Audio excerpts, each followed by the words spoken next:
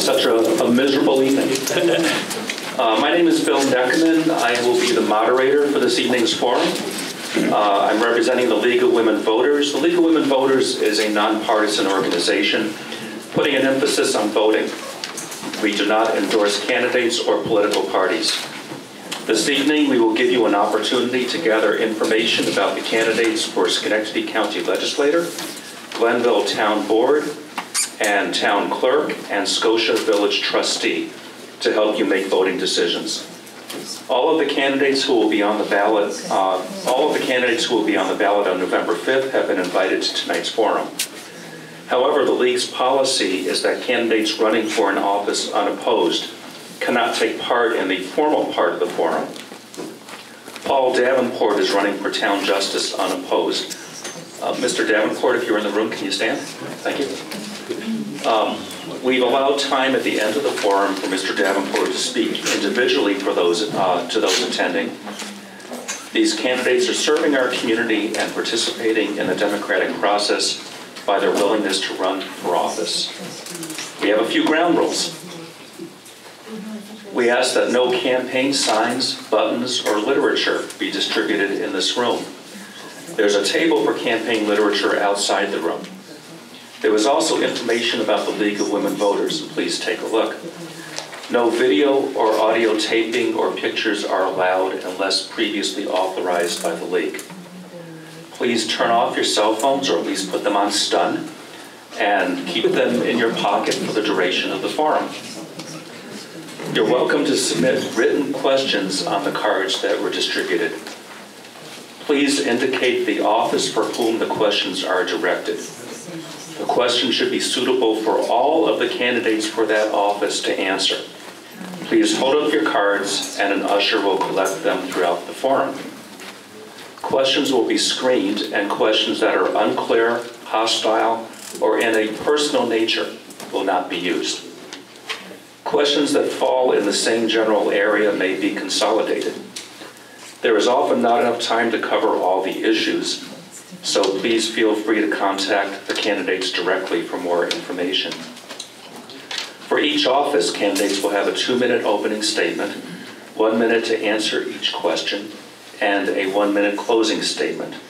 We have timers who will hold up a yellow card when there are 30 seconds left, and a red card when your time is up. During the questioning time of the forum, the order of the candidates will be varied. The same question will be asked to each of the candidates. After each statement or question, please hold your applause until all the candidates have spoken. I want to thank the candidates, and I want to thank the audience for attending, and I want to remind you all to vote. New York State will have early voting for the first time this year at the following locations: the Honorable Karen B. Johnson Library in Schenectady, Via Port in Rotterdam, here at the Glenville Senior Center, and at the Niskayuna Town Hall. All voters may vote at any of the early voting locations in Schenectady County. Early voting will take place between October 26th and November 3rd. More information is available on the table. Also, absentee ballots are available for this election. Voters may submit an application for an absentee ballot with the Board of Elections by mail, postmarked no later than Tuesday, October 29th, or in person at the Board of Elections no later than November 4th. The last day to deliver absentee ballot in person to the Board of Elections is November 5th. I want to thank the first group of candidates for Town Board. We have Eric Buskirk, Andrew Cahout, James Martin, and Gina Wozbowski. Did I get that right? You did. Okay. And we have one microphone for all of us. The microphone here is not working very well, so what I'm going to do is hand the microphone first to Ms. Wozbowski for a 2-minute opening statement, and then we'll hand it down the line.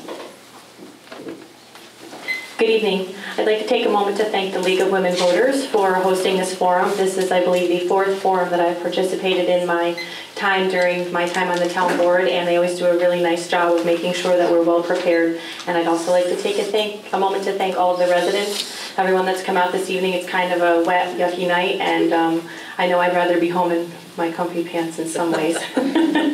I'll take a moment to introduce myself to you. I've been a lifelong Schenectady County resident. I grew up in Schenectady in 1991. My family moved to the town of Glenville, and I've lived here ever since. My husband Ed is here with me in the room. We have a daughter, Kirsten, who's 15 and attends Scotia Glenville High School. I currently work as a full-time employment in Clifton Park Half Moon EMS. I am their community outreach coordinator and a paramedic. I also serve in a volunteer capacity as a deputy EMS coordinator for Schenectady County. I'm a past member of Glenville Hill Volunteer Fire Department, and I've been on the town board for nearly 10 years now, serving since January of 2010. The reason why I got involved in politics in general was because spending was out of control. In 2002, my husband and I were building a home in the western part of Glenville, and our taxes went up 49%. And I thought that wasn't okay. So I started to get involved and pay attention, and eventually I did make my way onto the town board where I am now. I'm generally fiscally conservative. I've always voted to be under the tax cap. I've worked very hard with the other board members and the supervisor to expand our tax base to ease the tax burden on you, the residents. I've focused on economic development where it makes sense in our commercial corridors, reduce dependence on our fund balance, and reduce our debt by several $1 million, saving many $1 million in finance charges. I'd like to thank you for this opportunity. I look forward to the questions that will be coming my way this evening. Thanks, Gina. My name is Jim Martin. I'm also a candidate for the town board. My wife Maureen and I have lived in the town of Glenville and the village of Scotia, both communities, for the last 18 years. And in terms of my professional background, I've been 35 years in the world of planning and community development, grantsmanship and economic development. And I, like Gina, you know, the reason I got involved is I saw a problem in the community in the terms of, you know, high taxes. And I said to my wife one day, if you're not part of the solution, then you're part of the problem. So I wanted to get actively involved, and I also feel it's a good idea to try and give back. I have a lot of experience in developing projects, community planning, grantsmanship, that type of thing. And I thought these are skills that are especially helpful in a town, especially in which I live. So I wanted to try and get involved. And in that regard, I've done a lot of volunteer work over the years. I've served as chairman of the Small Business and Economic Development Committee for the town. I was the chairman and founder of the Glenville Local Development Corporation. I'm also currently chairing the Zoning Revision Committee, which is a major effort in trying to update the town zoning code. I've also served on the town board, but in the last 2 years, I've managed to stay involved, and I've continued to volunteer, and I really enjoy that.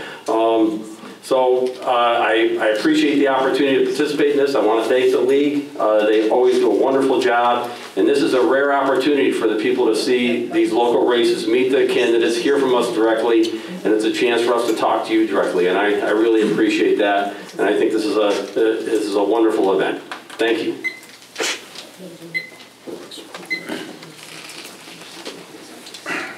Hello, my name is Andrew Kohow. And I'd like to thank the league for putting this event together and inviting us all. It's a great turnout. It's nice to see. I'm a 30-year Glenville resident and a graduate of Scotia Glenville High School. I'm the son of Molly and Bruce, who is better known as BK, at the Scotia Glenville High School, where he has worked as a gift director for over 20 years. I'm the husband of Emily, an architect and a deacon at the First Reformed Church of Scotia. I'm the father to Henry, who's 7, and Wes, who's 5, who both attend Sacandaga Elementary School, just like I did. I'm a New York State licensed architect with a Bachelor of Architecture from Roger Williams University in Rhode Island. I'm a former member of the Scotia Zoning Board, Scotia Planning Board, and the Glenville Environmental Conservation Commission, also known as the GECC, because that's a little easier to say. I'm a former village trustee. I was elected in 2008. I'm the current superintendent of public works for the village of Scotia, a role I've proudly served in for the last 8 years. A role that my opposition recently made an attempt to portray as a conflict of interest with my candidacy for town council. But I did my homework before making the decision to run, and I've stated recently when my opponents make claims without doing their homework, the facts matter. In a 1977 opinion written by a Republican New York State Attorney General, Lou Lefkowitz, to Vernon Green, attorney for the town of Monroe, there is no incompatibility between the offices of the town councilman and village superintendent of public works of a village lying within the town. I'm running so that there's a true independence on the town council, independence in decision-making and doing what is right for all of Glenville. We're one community, and it's time we were treated that way. Thank you. Hello, my name is Eric Buskirk, and I'm running for Glenville Town Council. My wife, Heather, and I live with our 2 children over on Washington Road, and we chose this community after looking at many, many houses because we love the area. We want to live here, and we want to raise our family here. Professionally, I'm an engineer at GE, work on large generators, and I've been there for the past 15 years. I have started volunteering with the village on the Scotia zoning boards and planning boards to make my community a better place. Outside of work, I spend a lot of personal time volunteering for the Scotia Lions Club. Being a member for the last 10 years and a president for many of those years, I've spearheaded a lot of the major projects that the group has done. First project being a picnic pavilion. We spent $40,000. Many of you helped with donations on that. It's been a great addition to the park, and I'm very proud every time I see a birthday party there when I walk by. The last project we did recently was a splash pad in Collins Park, an $85,000 project that was tremendous for a small group like us. I'm thrilled to say that each summer we see about 8,000 to 10,000 kid visits there. One of the most, if not the most, important tasks I feel of a town board member is the town budget. Personally, I'm rather fiscally conservative, which I have to thank my dad for. True story. I first learned about taxes when I was 13. My dad called me in and said, "How much money did you make mowing lawns?" And then proceeded to tell me I owe $85. I don't take taxes lightly. I think it's an important job of the town board to be responsible spending taxpayers' money. All of my projects with the Lions Club have been with donated funds. The pavilion is even a revenue positive project for the village of Scotia. I fully understand these projects dwarf in comparison to a $19 million town budget, but what I can promise that, what I can promise is that each tax dollar that we have, all right.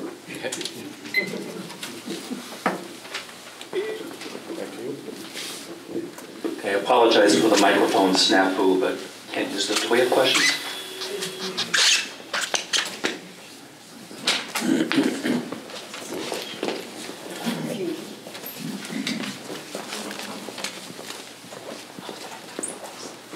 Okay. Anne has very nice handwriting, or whoever wrote this. The first question, and what we'll do is we'll go to Mr. Martin first and go down the line, and then back to Ms. Brzezowski. The first question is, as board members, you must serve the entire town. These seats are at large and not by ward. Yet some have suggested that only Scotia residents can serve Scotia. Please share your thoughts on how you would represent the entire town, not just a portion. Thank you. Well, this really speaks to what I think is a strong point of mine. Having lived in both communities, I served on the Scotia Planning Board during the years of 2002 to 2004. I worked on and wrote the Mohawk Avenue master plan. That's currently the plan that guides the development on Mohawk Avenue. And I've also done a lot of work in the town. I shared some of my volunteer efforts, but one of the things I didn't mention yet that I'm most proud of is I work with the residents in the hamlet of Alplaus on a hamlet plan. That was very gratifying work. Helped start that effort, and the residents just ran with it. And they did a wonderful job. They did a survey of their community, and the plan is just wonderful, and it's now a real guiding document for that hamlet, a very important part of the town. But this is the way I like to work. I like to work directly with the people. I like getting out there and meeting the folks and understanding what the real issues are.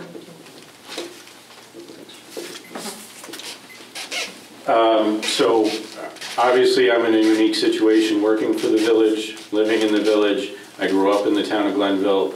I work with the town every day. I work with the highway department.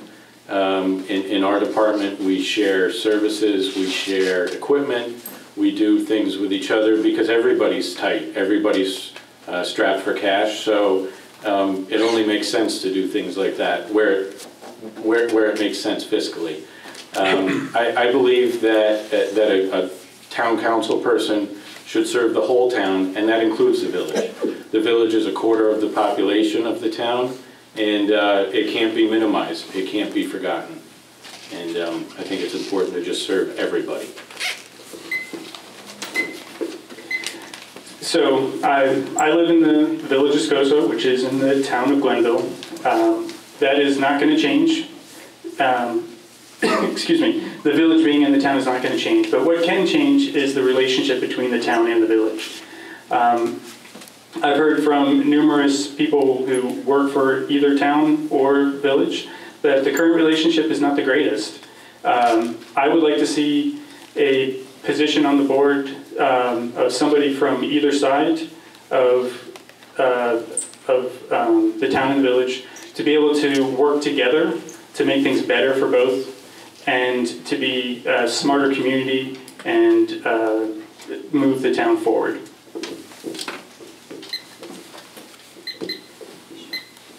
Well, I have to agree with all of the statements that have been made with regard to the town and the village should be represented equally, and quite frankly, I know that I have done that in my 10 years on the board.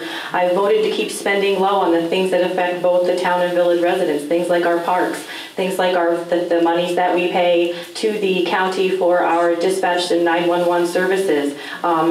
We have not asked the village or requested that the village give us any money for the UCC. In fact, the town has footed the entire bill. I've supported the collaboration with District 4 between the town and Scotia, been very instrumental in getting good, positive results with that. I've also supported every single intermunicipal agreement that's benefited both the town and the village residents in the 10 years I've been on the board. I've developed excellent relationships on many levels of village government, including the past and current mayor and other members of the administration there. So I do feel that I am doing that, and I would, of course, do that going forward. Everybody had a chance to answer. The next question, we will start with Mr. Kohout. The question is, good ethical behavior is critical to serve local government. What will you do to ensure that you always promote the highest ethical standards as a town board member? This is a good one because I think people have called into question whether this is an ethical move on my part. And as I stated in my opening sequence, it is. It's supported. It's backed up by an attorney general opinion by New York State. That's the highest lawyer in the state. So, you know, I work with honor in my job. The people that work with me know that. The people I work for know that. People that I work with in the town know that. And the only thing I can do is continue to do that as I move forward in this endeavor. So ethics, I think, is very important for everybody in life.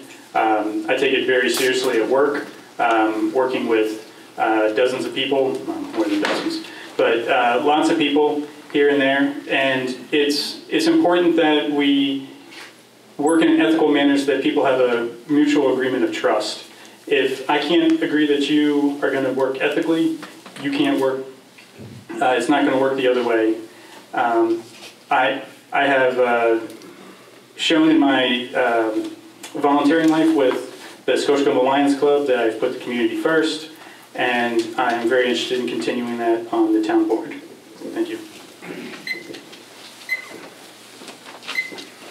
Having been a member of the public service EMS community for 26 years, I'm very familiar with having to behave ethically. We are held to a higher standard, and I have conducted myself in that manner, and it has extended over into my town board service. In my 10 years on the town board, I have been very careful when projects have come before the town board to be considered, even when there's opposition, to not state a public opinion, because I feel like I need to have all of the facts before I make a decision. I have only had to recuse myself one time in 10 years on the thousands and thousands of resolutions that I have voted on.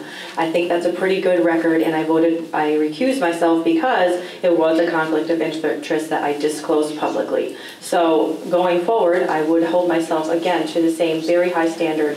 It is a privilege and an honor to serve every single resident of the town and the village, and I take that trust very, very seriously. Oh, Jim, I'm sorry. I agree with what Gina said. We have to be held to a high ethical standard. And in the times of my public service, I've been a municipal employee in towns and cities. I've served on 2 different town boards, and it's always important that we divulge all of our involvement and we not be conflicted. However, I will say, with certain people running in this race, I don't think it's as easy as that to cite an opinion of the Attorney General. I encourage everybody in this room to read Chapter 124 of the Village Code about the Village Ethics Law. It's very clear. This is a conflict. There are going to be issues that come up where votes have to be taken on public works in both the town and the village. How is that going to occur if you're a DPW director? I don't understand that. Glen Oaks is going to be facing a water district change this year where the town is going to attempt to take over that district. How is that going to happen if somebody's compromised? Thank you. The next question will go to Mr. Buskirk first. The question is, the village has broken the tax cap on at least 3 occasions. The town never has. Can you each share your position on the tax cap, and if elected, do you pledge to never break it in Glenville? So I think the tax cap is a rather arbitrary amount, but that being said, I think it's the situation that we're in today, and we have to work with the limitations that are put on the municipalities. The village was under some hardships and made the decisions that they made. The town has not been put into that situation. If the town were put into that situation, I'd have to look at the issues and decide what would be the most the appropriate way to do that. Currently, with the town sitting on very large fund reserves, it would seem kind of improbable for that. But that being said, it could never happen. That being said, it would not never happen.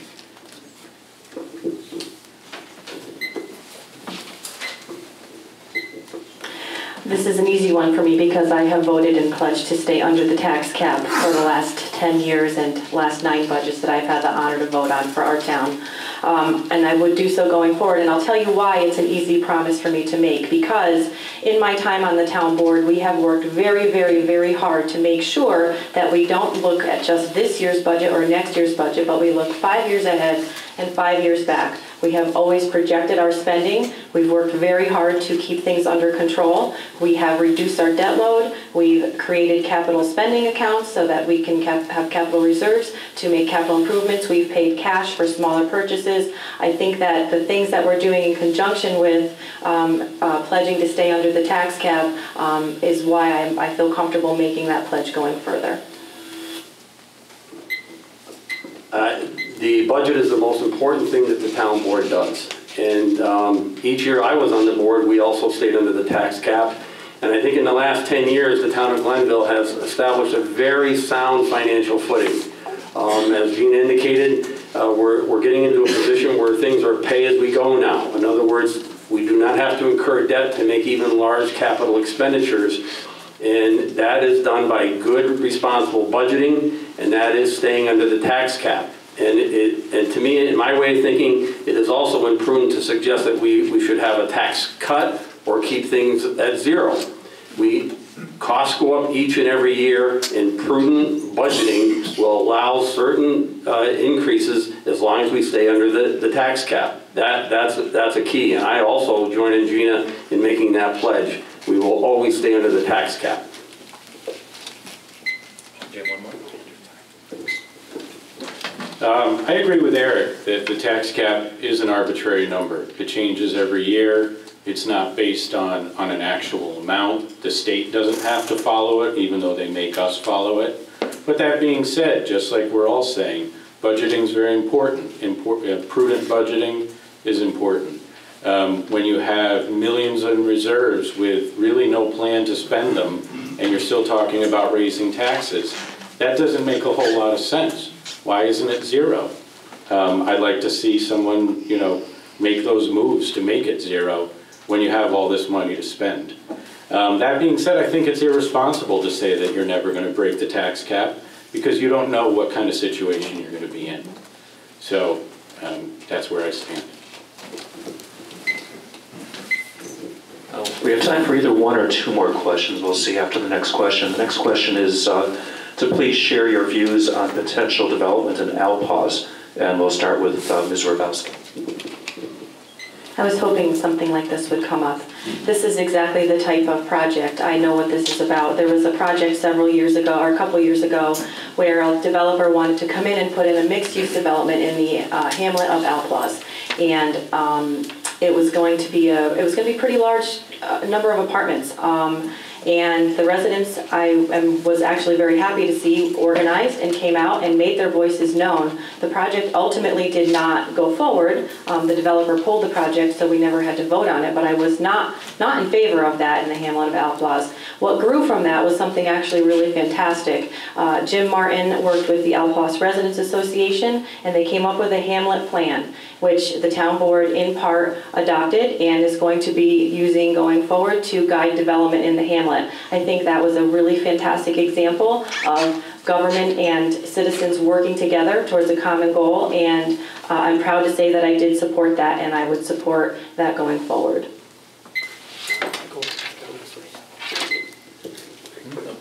We can go straight down the line. Okay, sorry. Well, I have to say, one of the most gratifying things I've done in my personal professional career is work with the people in Alpause. And Alpause is a special place, not because it's a hamlet, not because of the buildings that exist there, and not because of the very intimate setting that exists there. Alpause is a special place because of the people that live in it. And I just wholeheartly believe that. And I'm extremely proud of the plan that they did. And the plan is there. They want to see increased pedestrian connectivity. They're working on that. They're working with the town on that. They want to see signage that recognizes and celebrates the place. And they also want to see a secure land use pattern. And when we get done with the zoning ordinance, I can assure you through the revision committee, or hopefully if I'm on the town board, we will have a secure land use pattern for the residents of the hamlet of Alpause. On this issue, I think there's probably a lot of agreement with everybody up here. You know, the Alpause Hamlet Plan was a great document that the residents put together. I read it. I'm impressed that a group, which, you know, honestly isn't a huge group of people, were able to get together and put in the effort to make that a reality. I see a lot of similarities, obviously not size-wise, but with the Village of Scotia. It's a distinct community. It's a proud group of people, and they deserve to be recognized. And their interests and desires need to be recognized and adopted and respected. And so I think that that obviously is the first thing that needs to be taken into account when development is proposed for Alpause that maybe isn't appropriate for that spot. Like many people up here have said, yes, I think Alpause is a very unique community, has a very interesting character, very much like Scotia. My experience with the planning board has shown me that when a development comes in, a proposed development comes in that doesn't fit the community, like a couple of the major ones we had with the CVS and the Cumberland Farms project, that you need to work with the developer to come up with a more appropriate project to fit the space. I would love to, excuse me, it's very interesting to see that Outlaws was motivated, self-motivated to do the Hamlet plan. I'd love to see that document more formally approved and stay with the town moving forward. Do we have time for one more question, or do we need to go to closing statements?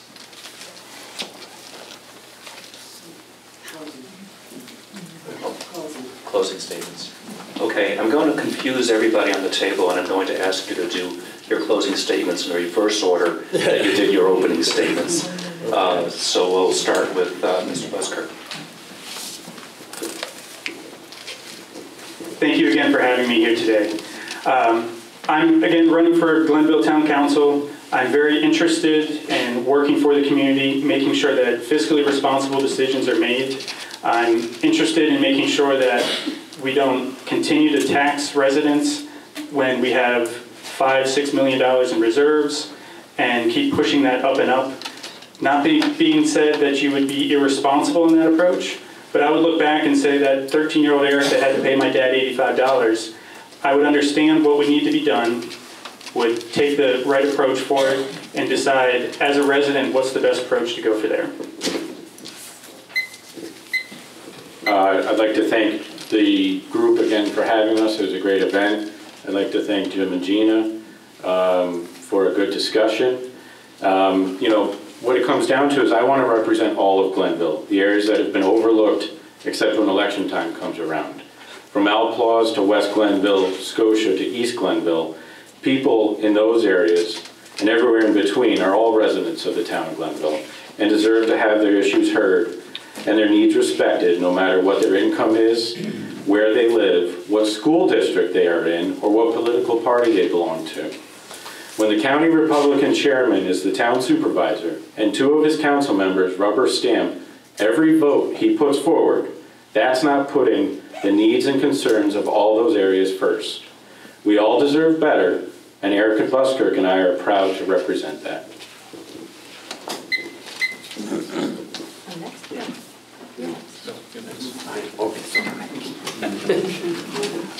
Thank you. Again, I want to thank the league for this, and I'm incredibly excited and optimistic about the future here in Glenville, particularly in the next 4 years. I think this is a tremendous opportunity. There's been so much good work done by our current supervisor. We're on solid financial ground, and that kind of stuff about not all people get hurt. That's absolute nonsense. When we did the comp plan for the town 4 years ago, we did go to every corner of the community. We had multiple meetings. We went into the village. It's just a very good time to be in this town, and I look forward to great things going forward, and I look forward to the opportunity to serve again the people in these fine communities in the village, in the town. We are all one community, and it's always been that way, and we're uplifted, and we're going to be uplifted together. And it's just fantastic to be here, and I'd be honored to be a part of that by being on the town board. Thank you. Well, we've heard a lot of different things tonight. The last thing I'd like to talk to you about would be the quality of life in the town of Glenville. There's a lot that we can still do. We've had a lot of improvements to our dog park, to Indian Meadows. We've got some really great improvements that are going on in Malwick. We just celebrated our 10th Oktoberfest, which I'm proud to say I was part of since the very inception of it. I'm really interested in protecting our neighborhoods, making sure we keep development where it makes sense, and not in neighborhoods like Alplos or north of Route 50 or in other areas, or north of Price Chopper on Route 50, in areas where it doesn't make sense. I voted to clean up vacant properties, derelict houses. We mow the grass if somebody can't mow the grass. We passed our graffiti law. All of those things are are little things that come together to make Glenville a really wonderful place to live and serve. I've been honored to serve on for the 10 years I've been serving, and I am hopeful that I will be given another 10 years. And thank you very much. I don't know. I'm clearly loud enough. I'm clearly loud enough. I want to thank the candidates for town board for participating, and can you please give them a round of applause?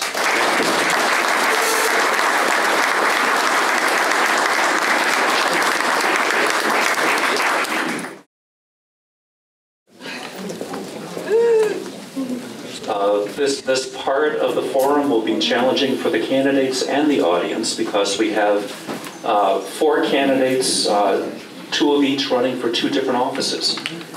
So we have running for Glenville Town Clerk, we have Linda Niels and Jesus Santiago Jr.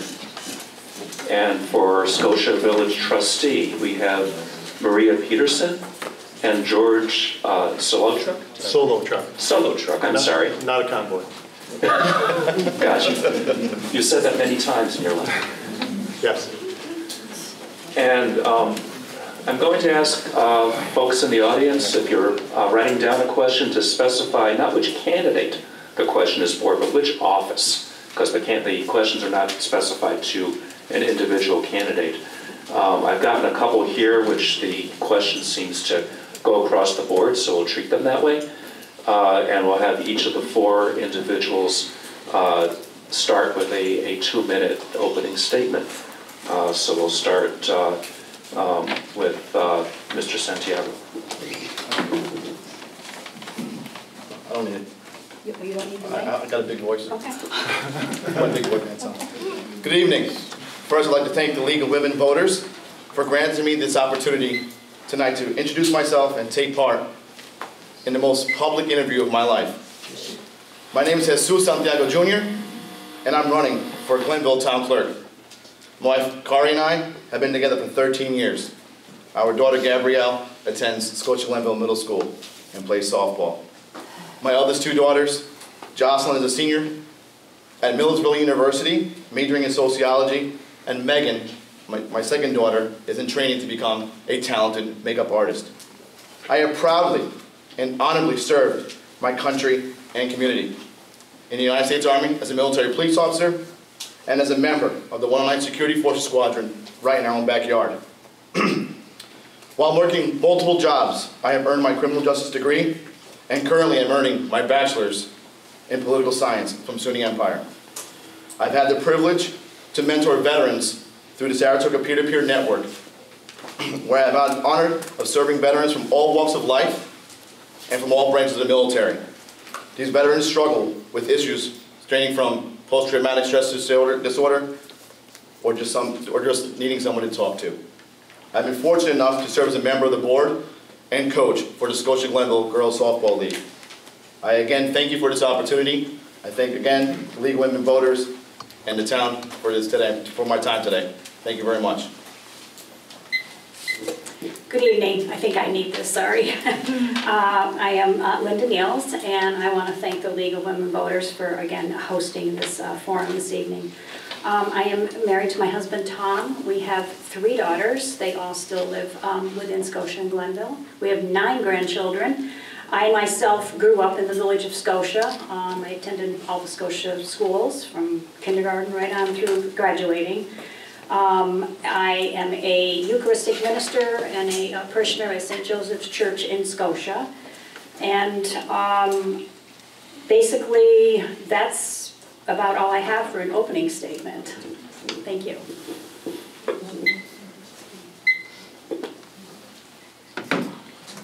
Hi, George Solotruk. I live at 135 Bruce Street in the village of Scotia. I moved there in 2009. We purchased the home in August and moved in the week of Halloween. We moved to the village for the school districts. My wife is Lisa, who's very involved in the PTA. I have a younger son, Miles, who's in 4th grade at Lincoln.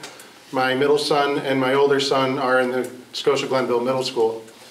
Having a child with special needs, being in the Schenectady County Head Start programs and needing a place that would teach my son equally Scotia Glenville schools was quite the choice, and that's kind of the reason we moved here.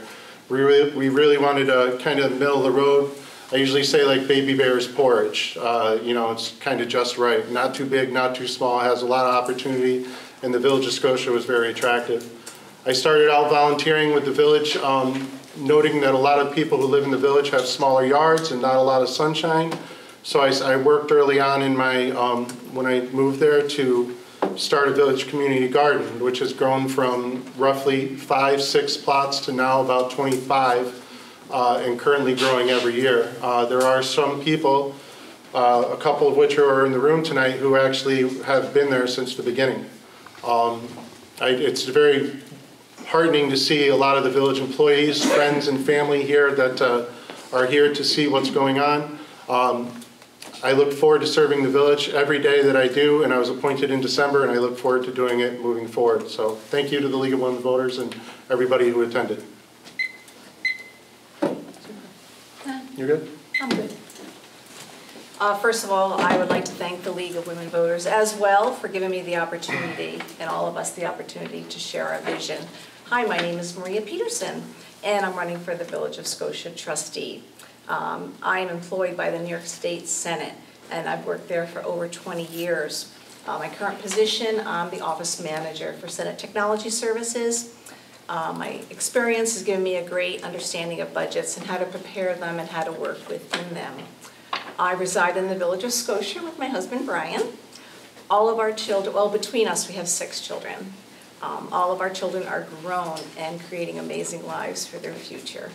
My husband has a small contracting business, and in addition to my day job, I run a small business in the field of health and wellness. Together we enjoy many hobbies. We love to camp with our bus. We love riding our motorcycles, and we are big DIYers. As your next village trustee, I will honor the values of this community. I'll keep promises to work hard. I'll be fiscally responsible, more discussion and more transparency, not break the tax cap, cut wasteful spending, and promote efficient government. I'll help keep projects like the sewer treatment plant from fruition. I was part of the team in 2016 that stopped the sewage treatment plant from happening in our quaint village. I oppose unfunded state mandates that drive up property taxes, and I will fight for a better Scotia and help restore the village to be more fiscally sound. I would be honored to be your next village trustee. Thank you. So the first question, and actually I really love this question because I'm sure a lot of voters have the same question. This is for the 2 town clerk candidates, and the question is, I'm new to the area. What does a town clerk do? We'll start with Ms. Neal on that. Okay, the town clerk's office has many duties, and I did happen to just jot a few down. If you'll just bear with me, I'll try to get through all of them within the time limit. The town clerk, we mandate laws. My office provides the general public, residents and non-residents, with information on varied subjects, including but not limited to local government services, town ordinances, and local laws. Issuing agent on behalf of state agencies, we issue marriage, dog, hunting licenses, games of chance, handicap permits. I'm also serve as the registrar for the town of Glenville. I'm responsible for issuing and maintaining all birth certificates, death certificates, marriage licenses that occur within the town of Glenville. I also became a notary public because there's a very large demand for that service in the town. So I did that for our residents, and they know they can come there and I can help them out. I'm also a filing officer. I'm responsible for filing all, I only got halfway through.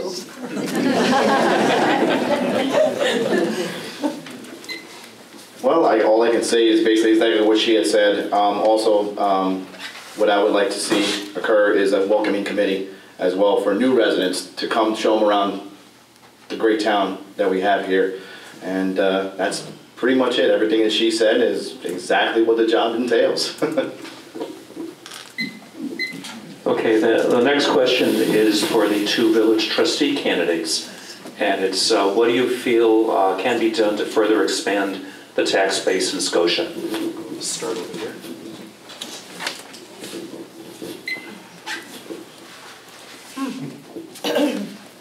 Well, I guess to expand the tax base, is that what you said? Yes. Well, I don't know. I am at a loss for words. I'm sorry, I'm very nervous at this meeting. Can I go second? No? All right.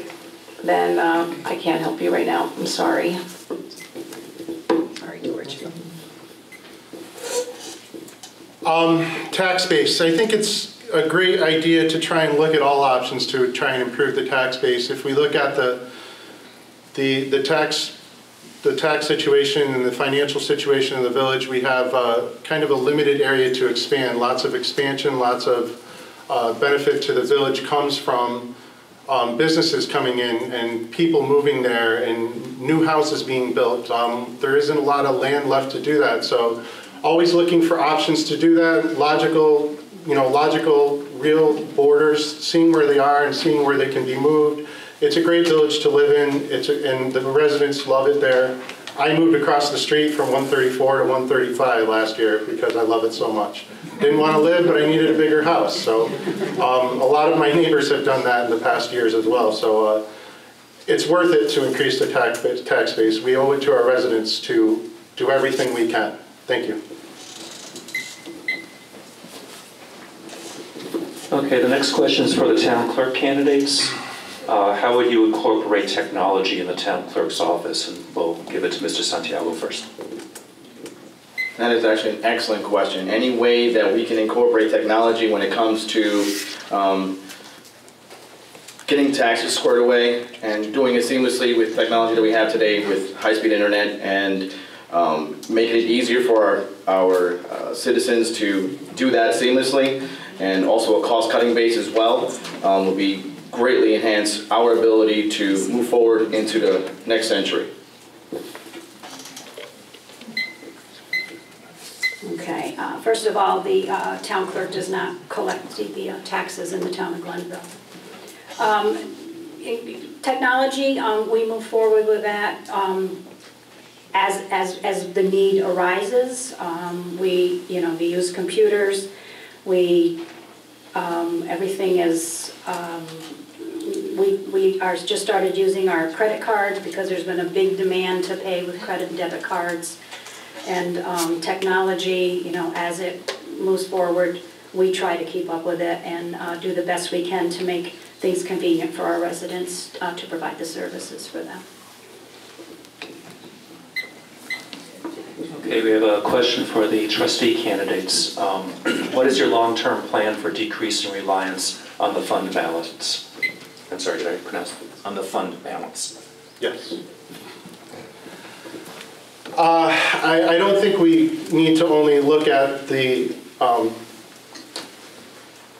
reliance on the fund balance. We need to increase it. There are certain needs within the village that we need to look at, and there was an important point from the town candidates, we need to look at a longer-term plan rather than a shorter-term plan. Our firehouse hasn't been improved in 100 years almost. Our guys have to walk in between the trucks. I can barely walk with my shoulder card. We owe it to our village residents to improve our facilities. It needs to be ADA compliant so we don't have the whole court on the street when there's somebody in a wheelchair that needs to use our courts. There's all these things, and it goes back to increasing the tax base as well. We need to look at all options to increase our revenues and not have to rely on our existing residents to support all the things that we need moving forward. Your question? What is your long-term plan for decreasing reliance on the fund balance? Decreasing the reliance on the fund balance. Okay, so... Here's the thing. Hello? I think having a long-term plan, I don't know, this is not working, having a long-term plan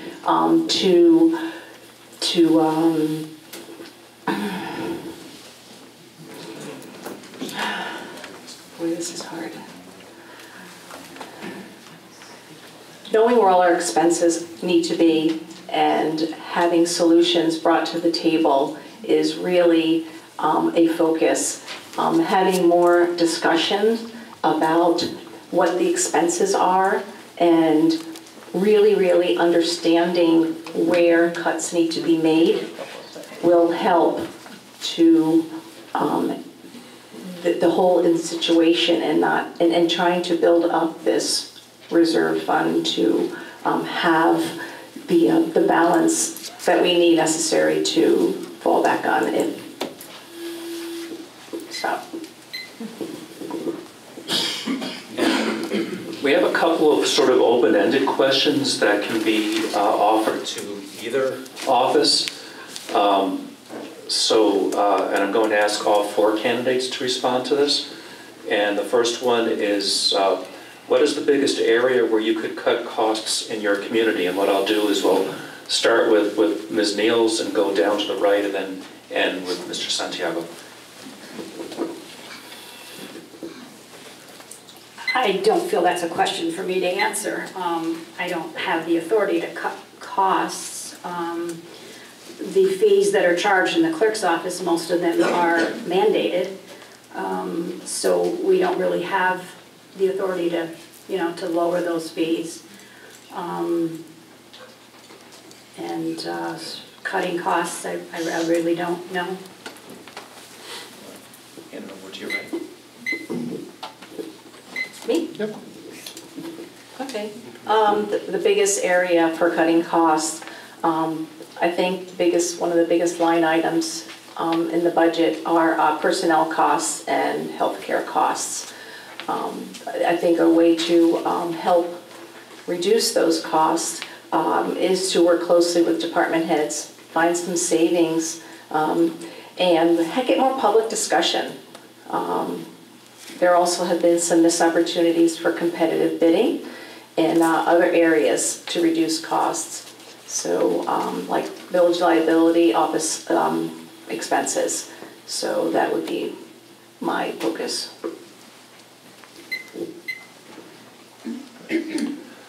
Cutting costs is a great thing to look at as a group. We should rely on our team leads, from our fire chief to our police chief to our Department of Public Works superintendent, for our park superintendent. Our village parks have seen a decrease in their funding from the village budget pretty steadily over the past 10 years, and it's unfortunate because that's our park superintendent does a lot with a little. He's been working on funding for grants, and we're going to be building sidewalks to connect us around the parks. It's to connect the parks together to improve the facilities. I think we really need to do everything, and it's not really just a one-person job. It's a kind of look to all our team members, look to see where our strengths and our weaknesses are, and try and maximize them on both sides. 80% of the police budget is mandated by the state. Their retirement, their health benefits, it's all things that are kind of we're stuck with. So, thank you, Mr. Santiago. As my opponent has stated, that we're not, as a town clerk, those are all fees that are mandated. But if I personally see something that might be able to help the citizens as a cost-cutting measure, I will take it to the appropriate levels if I am allowed to. If not, obviously I won't be able to. But we're obviously, like she had said, we're not in that mode of thinking at all. I think we've got time for one more question because most of the questions were only for 2 of the candidates. So again, this is really an open-ended question. I think it doesn't matter what office you're running for. And that question is, what issue do you see facing either the town or the village or both? And how would you solve that issue? I've lost track of where we are with the microphones going back and forth. So I think we'll start with Mr. Solo Truck, go to Ms. Peterson, and then back to Mr. Santiago and Ms. Niels. one more time with the question, please. Thank you. Sure. So what issue do you see facing the town or village, and how would you solve the issue? It is kind of a great question. I think there's a lot of issues in the town and the village that are kind of similar, and I think the town's looking to some of the same solutions that we are on the periphery. We're really trying to prove it to ourselves prior to kind of presenting it. You know, it's kind of a statement that I try and make is I really need to believe it for myself as a resident prior to trying to put it out there. So really increasing that tax base is really going to be an important part of our next 5 years. Decreasing our reliance on the town is really going to be a big part of that next 10 years. Really looking forward to being part of that solution, because kind of the narrative within the village as we go around the village, that people want to keep the village, keep the municipality. There really isn't, it isn't really right for people to try and tell us how to live. We should be able to make the choices we want and have the services we have. So I look forward to providing that for my community and my village. Ms. Pierce. Sorry. That's okay. Not paying attention. The issues I see, the deteriorating infrastructure, it's a problem for all municipalities. We need to work more with other municipalities to bring down costs. Thank you, sir. Again, as a town clerk, I don't have a voice at all to make over so many changes. What I will promise my citizens is that I'm going to be there every single day when needed and go above and beyond the call of duty, as I have done so for over a decade of my life in the military in 2 branches of service.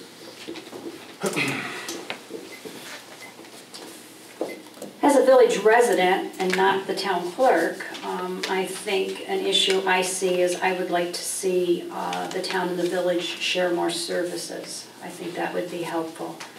As a town clerk, I really don't see issues. A lot of the village residents don't realize the services that my office supplies for them. So they go running all over the place, like trying to get a dog license and or a handicap permit. We provide many services for the village in my office, and I wish the village residents would realize that, because we are there for you as well as the town residents. I guess that's it. Okay, we're going to have our closing statements, like I did on the first round, because the opening statements started on this end and went to that end. The closing statements will start on the far end and work this way. How long do we have? 1 minute. Can you do it? We have time. You can, absolutely. In summary, hey, thank you for this opportunity to host the event, the League. Thank you so much. I believe I'm the right person for the position of village trustee. There's too little public discussion on important issues, very important issues that are happening in the village, like the new firehouse, like renovating Village Hall. We don't know where they're going, how much it's going to be, where the money's coming from. These are big projects. If these big projects aren't funded from other sources, we will never stay under the tax cap. These are reasons why a one-party rule is not working well for the village. A more balanced village board of trustees will benefit the village residents and taxpayers. And I hope to have your support in November.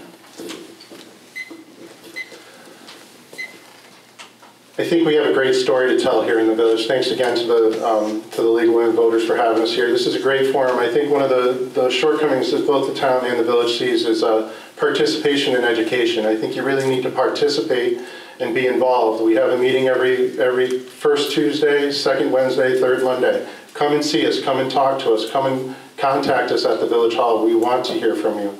We want to have there be more improvement. You know, it's a great story because there's families that have grown up in the area who come back to live in the village, who come back to have businesses in the village. Mike and Stephanie Martini at the tap room have been there for 5 years. Glenville kid came home to raise their family. They moved to Sunnyside. Richard and Christine at the coffee shop have this week they're moving back into the village. He's a Scotia kid as well. And across the street at Be Inspired it's a really great time in the village. I think we really need to get more participation in education so that we can get those ideas to expand ourselves. Thank you. Again, I'd like to thank the League of Women Voters for hosting tonight. This is very important.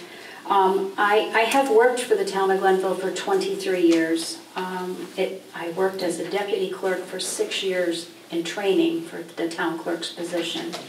So it's not an office you just walk into and start performing the duties. I've been honored to be the town clerk for 17 years, and with your votes, I'll be able to be there for another 4 years. So I appreciate it. Thank you all for coming. I also like to thank League of Women Voters and the Senior Center for hosting this event. It's an inspiring moment. Personally, this is something I've wanted to do my whole entire life. My service to country and community far succeeds anything I've ever done in my life, and I can only hope to have the honor for your votes to become the next town clerk for Glenville. I really am inspired to do this today. I really appreciate all of you guys here today, and just hearing a little bit about myself, and thank you very much for having me. I appreciate it. Okay, that concludes this portion of our forum. Can we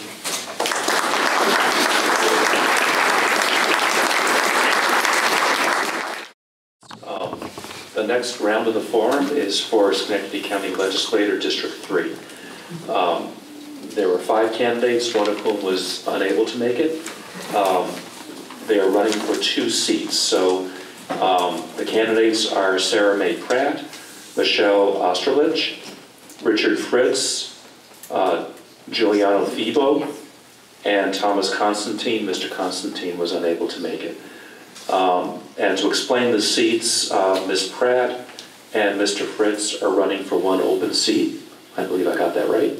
Well, I'm currently in the seat. Yes, You're in the seat, running for the seat. Yes. And Ms. Osterlich, Mr. Febo, and Mr. Constantine are running for the other seat.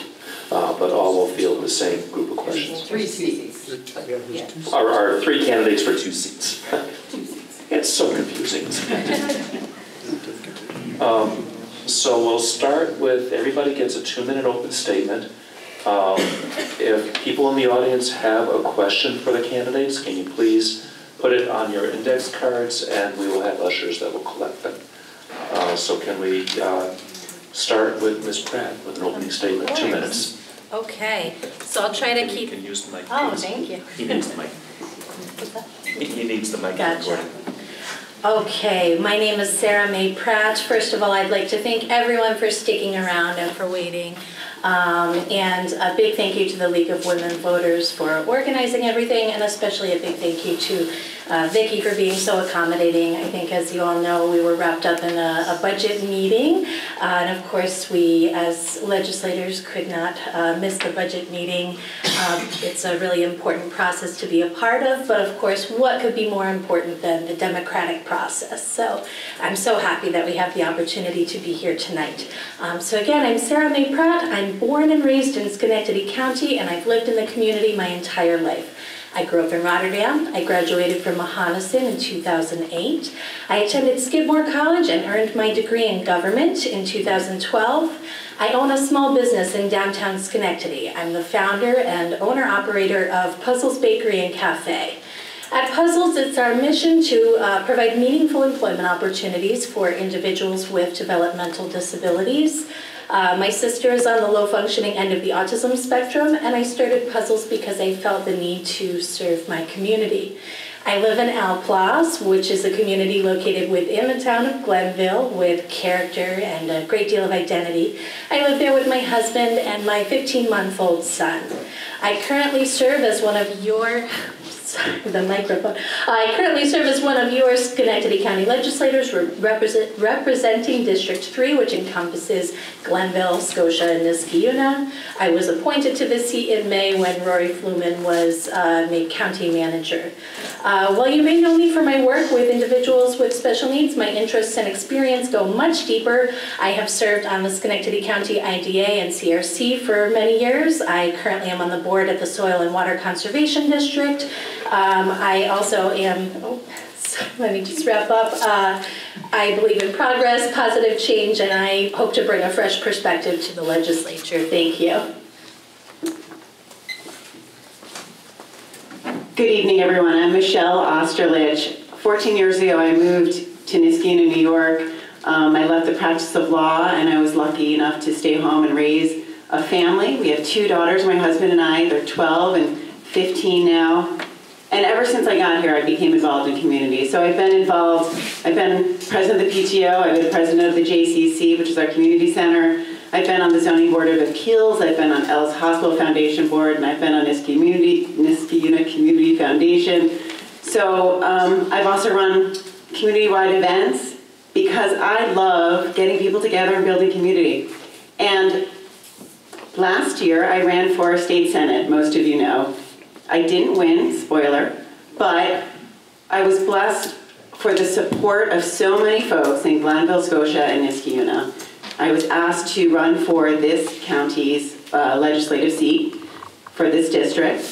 And because many of the same issues that I was focused on in the state senate seat, race, things like education, our jobs, our economic development, and our health care, really do funnel through the county, and so much of what the county does affects those issues that matter deeply to all of our families.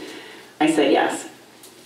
I was appointed in the middle of August, unfortunately due to the passing of Jim Burmaster. It's not a way I wanted to start my public service, but it has given me an inside look at the depth and breadth of all that the county does for us every day. Everything from our facilities and our highways and our bridges, our programs and our services, our libraries, our airport, and our countywide events, including Oktoberfest. We supported Oktoberfest, which was so much fun, so very recently.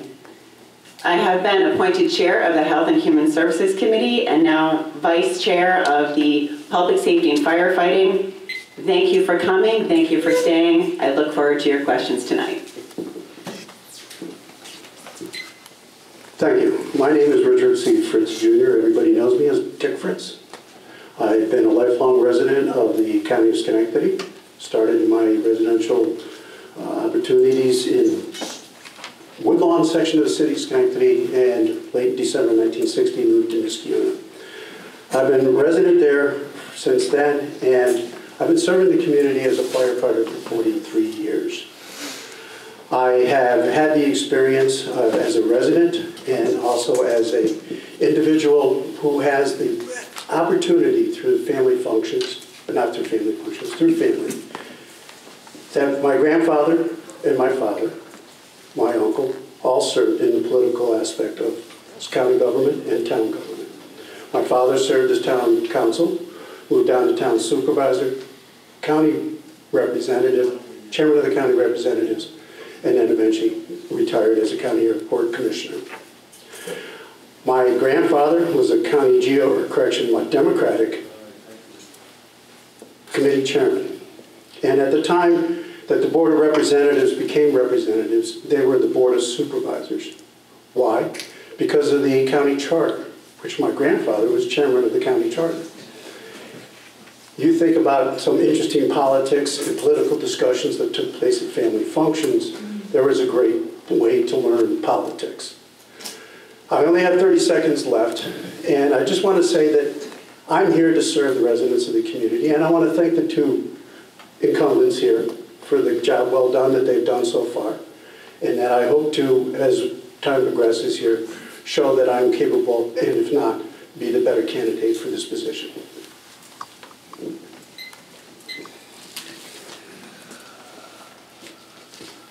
My name is Giuliano Fibo. I'm running for Schenectady County Legislature. As many of you may have already seen and figured out, I'm young. I just turned 22, and I'm here running for a political office to do something different and bring young, new blood into our politics in the local area. And as many of you probably know, our local politics affect everything, and especially the county. Running for a county seat would put me in a position to better better help, to better push local businesses and help businesses thrive in our area. So a little about my background. I went to Endicott College out in Boston, on the North Shore of Boston. I have a bachelor's in business management. I graduated last year. And I worked for a real estate developer during my senior year there, working on budgets, hundreds of thousands of dollars in budgets, and found a real niche and love for numbers behind budgets. When I came home, I was trying to figure out what I wanted to do, and I got involved locally in politics during my breaks, things like that. And now I work for the Naval Nuclear Lab, or Knowles Atomic Power Lab. And I also sit on the Zoning Board of Appeals, which has given me great perspective on how local businesses and people work within the community. I just want to thank you for all giving me this opportunity to do this, and especially to the League of Women Voters for putting this together. And I hope that I can prove to you that young, new ideas, better suit our politics in this area. Thank you. Okay, we have some questions from the audience, and we can still take one or two more questions if you have them on index card. So the first question, actually there were several questions that were really the same questions, so let me see if I can paraphrase them. And it has to do with the sales tax revenue distribution. So the question is, what would you do, or how would you negotiate a larger share of the sales tax revenue to go to Glenville and Scotia? And we'll start with Ms. Osterlich. I always mess up your name, I'm sorry. And move down and then finish over here. 1 minute question, answers, I'm sorry. So 1 minute to talk about the distribution of our hard-earned tax dollars throughout the county is not enough time. What I regret about this focus on a small percentage of the sales tax, it's important, yes, is the lack of acknowledgement that, one, you're robbing Peter to pay Paul. It's all of our tax dollars pooled together. Do we distribute it to a town or to a county? The county, now that I've seen how very much they do, from the economic development that is happening over at the airport, to the branch library improvements, to things that happen every day in Glenville and Scotia, from the tax dollars that are allocated to the county and the efficiencies that the county can achieve with such an economic scale. But more importantly than which pot of money or where it goes, it's really about acknowledging we're all in this together. The benefits to the city are the benefits to the suburbs and vice versa. So every single issue I look at, not just sales tax, I'm always cognizant of how it affects Glenville, Scotia, and Niskayuna, not just this sales tax. We need to move on. I agree with Michelle. It is a very complicated question to ask, and 1 minute is not going to afford the opportunity to fairly discuss this. In short, I believe the sales tax revenue should be more allocated to the towns, because that's where generally where I feel, in my personal opinion, that the revenue is generated from. It's from the residents of the towns. Okay, and as such, that I would like to make sure that this is brought up and that we do fairly look at it and make sure that the towns get their fair share. And may I interject, please do not applaud during responses. It takes time away from the candidates. Okay, go ahead. Okay. So I think a minute is plenty of time to give you the basics of kind of why there is a sales tax issue. So Glenville gets less than a penny on every dollar spent in sales tax, which is a frightening statistic if you think about it. And so at first glimpse, it seems that it is all one pot of money. However, the state does not account for it like that. Our great governor cut AIM for our towns. AIM was meant to, so aid is incentives, is aid and incentives for municipalities. So AIM was meant to cut down on these shortcomings and the shortfalls that towns were falling into without the sales tax revenue, things like that. So without AIM, there's not many other avenues where we get revenue from. Of course there is, but that's not what they're meant for. Sales tax was meant for the town to have, and it's frightening to have less than a penny coming back to us.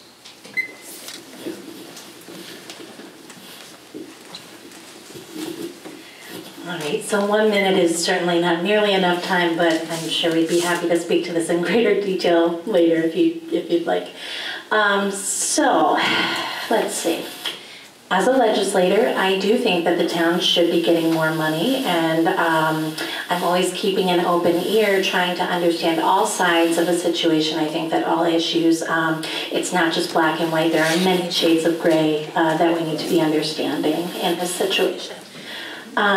As members of the county, we all enjoy things such as the library system, summer night. Every member of our community benefits from services like the Department of Environmental Health, DSS, etc.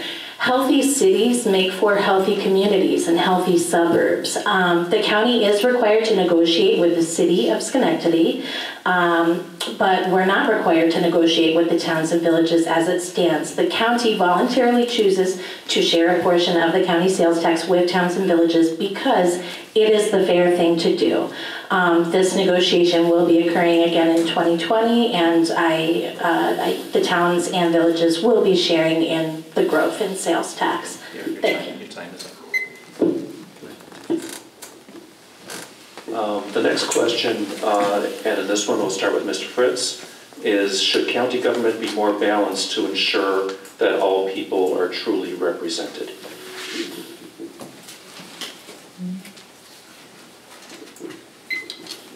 Thank you. 43 years in the fire service is a lifetime of service, in my opinion, and I believe I have a strong community voice. As Michelle and I are neighbors, so to speak, we've seen each other around town, never really spoke to each other. I represent not only the town of Niskayuna, but the town of Niskayuna, town of Glenville, and the village of Scotia, equally. And I believe there is a balance, and that's one of the reasons why I'm running, to make sure there is a balance for you, the taxpayers. I believe the current state of government is not properly balanced, and it is totally distorted in their opinions in the way it's being run.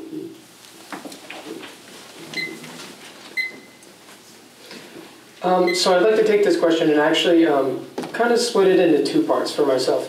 So in terms of the county government being more balanced, while it could be more balanced bipartisanly, we need another party in there to represent the views and opinions of others, not just one side. Just like the rest of the government system everywhere, we have checks and balances for a reason. Each opinion should be looked at in different ways from different views. So you do need balance that way. I will also say, do we need more balance age-wise? I can hit on that part. Bringing in new ideas, young ideas, being able to represent a different group of people, a different population, and making sure that our decisions, my decisions, their decisions represent everyone equally. Especially bringing in those ideas at my age. Thank you.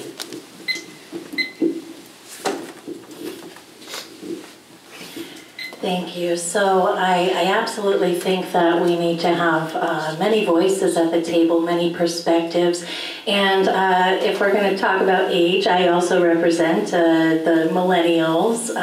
I'm 29 years old, and I think that it's really important to have that enthusiasm, the energy, the excitement, and sort of looking to modernize things that we're doing at the county and see how we can save taxpayer dollars and really make a change for good.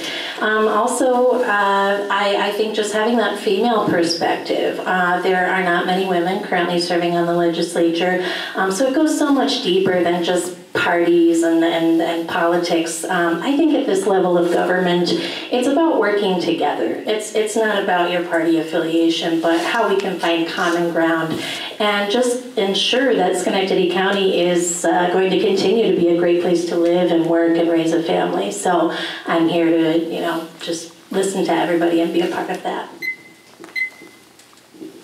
I definitely agree with Sarah. Diversity is important, absolutely. And what I've noticed, especially in local politics, is independence is what matters most.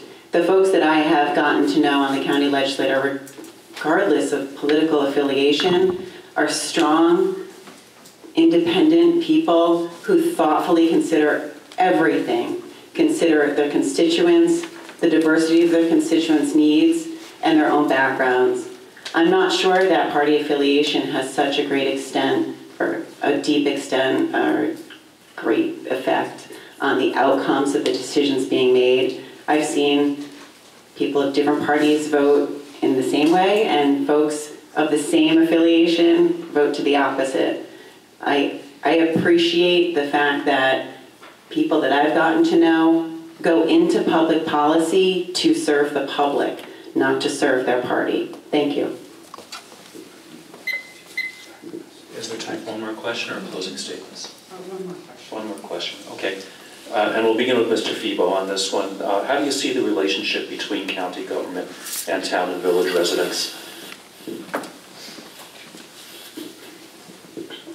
So much like most of the topics we've covered, and obviously any topic that we cover, the county legislature's responsibility is to represent those of the towns within your district that you would be representing, as well as the village. So in this case, representing them,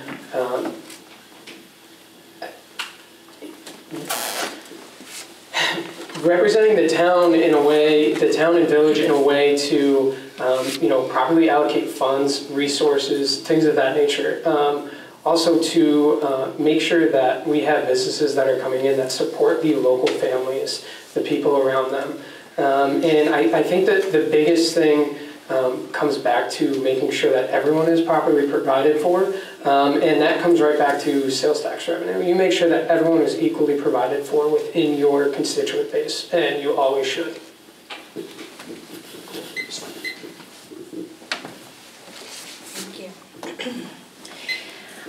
So I think that the importance of intergovernmental cooperation really can't be understated. Sharing services without stepping on the autonomy of any particular jurisdiction, whether that be the town of Glenville or the town of Niskayuna, it's incredibly important. I think we need to be taking steps to be working better together.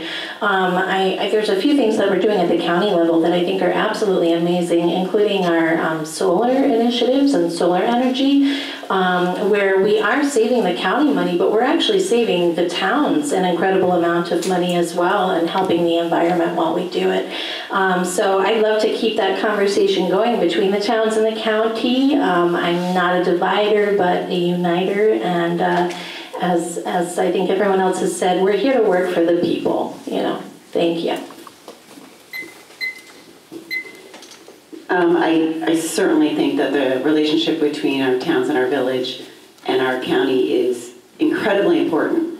There's not a day that goes by that there isn't communications back and forth, because we share roads, we share just about every service, we touch every individual in every sort of way. Shared services has saved our towns and our village hundreds, if not millions of dollars, with the Unified Communication Center, with the solar initiative, with the radio system that's coming up. If towns themselves had to bear the cost of a coordinated radio system, they truly could not do it without the county's assistance. We are a hub of understanding what resources are available countywide, so that when a truck needs to be used in Rotterdam or in Glenville, we make sure that that happens. Sure, thank you. There's no doubt that there is a communication between the county and the towns. And it is important for the county legislature to listen to the important factors and the issues that are active on the town level. We are often forced to, on a town level, due to certain factors that are coming out of the state, in which I believe that the county could be a nice buffer, and that we can work with the towns and be that buffer between the state and the towns so that they don't suffer any more financial burden if it's not necessary. Going back to the sales tax revenue, if we can split that some more, that would be certainly a perfect way of doing things. I wholeheartedly support just sitting and listening. It's quiet in this room right now, and I will listen to the taxpayers, and we will work hand in hand for the town and county government. Thank you. We're going to have closing statements, and like I did with the previous two panels, the opening statements went from my left to my right, so we'll do the closing statements from my right to my left. 1 minute closing statements. Thank you. I just want to say thank you to everyone again. Thank you for sticking around. I know it's getting late, and thank you for this opportunity. I want to take this moment to just encourage everyone in this room and take this moment of encouragement and encourage everyone else in your lives. Not walking door to door and meeting folks, being involved in the town, you realize how disengaged some people are with some things. And going back to my generation, not wanting to be involved and not wanting to show up and voice their opinions. So please, please, please encourage young voters, young people in your lives to get involved. The choices that we make will affect us and will affect them. I thank you again, and I hope to bring a voice to the community and an understanding to people on what exactly is going on and what exactly we are doing for you. Thank you. I would like to thank again the League of Women Voters for offering the opportunity for me to come and speak. I believe that going forward from this moment, I believe all candidates have the taxpayers' interest at heart. And I sincerely hope that the few minutes that we've had here answers your questions. If not, I actively will participate in anybody's questions at any time after this. I'm here to listen to you, and I want to listen to you, and I want to hear the issues that are taking place that is affecting you. And I want to bring them forefront to the county level if it's necessary. I'll even reach back down to the towns and discuss it on a town level. I am a legislator, and I am here to support and represent you.